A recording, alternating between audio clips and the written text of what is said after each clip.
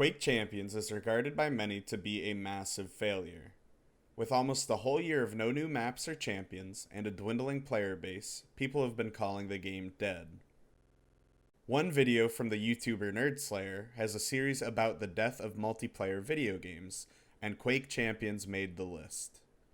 Today, I wanted to elaborate on some of the big reasons why I think the game failed, so grab your rocket launchers because we are going to jump right in. As you can tell from the title, I think marketing Quake Champions as an ultra-competitive hardcore game hurt it right out of the gate. Now before you guys all type in the comments, "But Bio, Quake is a hardcore game," hear me out. The industry has changed radically since Quake was popular. Games are now made with esports in mind, and the games that explicitly state that they are being built for esports have almost always failed. There is one major reason for this, and something a lot of people overlook. Casual players have zero interest in competition.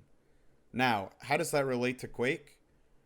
Well, mostly the game received close to zero real marketing, and what it did get was only about hardcore shooter esports garbage. What happened to the days where grassroots events came up? While I'm no marketing genius, I can see games made explicitly for esports or competitive gaming in general die quickly. Some examples of this include Lawbreakers and StarCraft 2. There are many more that have fallen to this marketing trap. Something I cannot deny, though, is how esports make for extremely good marketing. But what many players who are newer to the scene don't realize is the amount of time and work that are put into these games. So, how do I think Quake Champions should have been marketed? Well, you can start by scrapping the nightmare of the $1 million tournament. Sure, it generated a lot of hype, but most of it was within the community itself.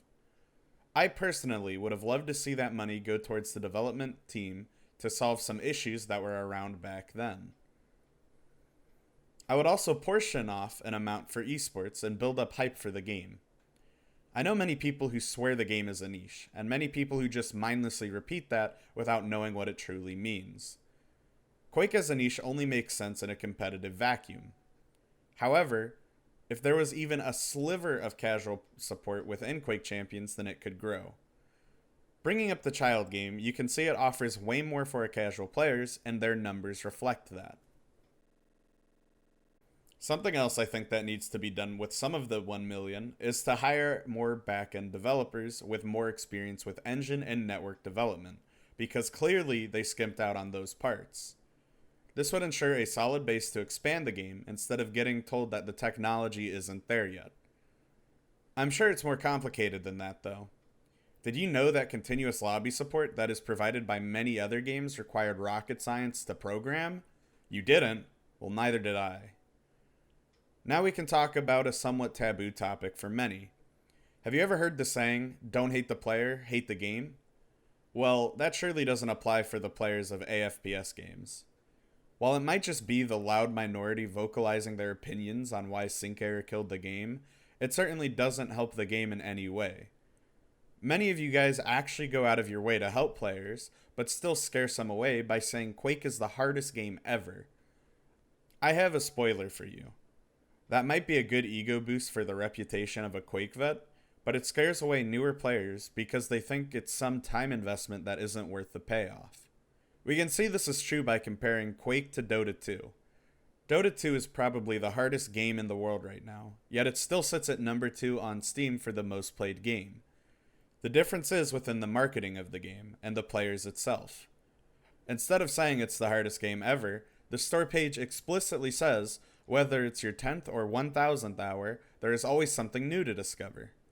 This is genius, because not only does it apply to Quake, it most certainly is an inviting way to say that the game is hard. With all that being said, you have made it to the end of the video.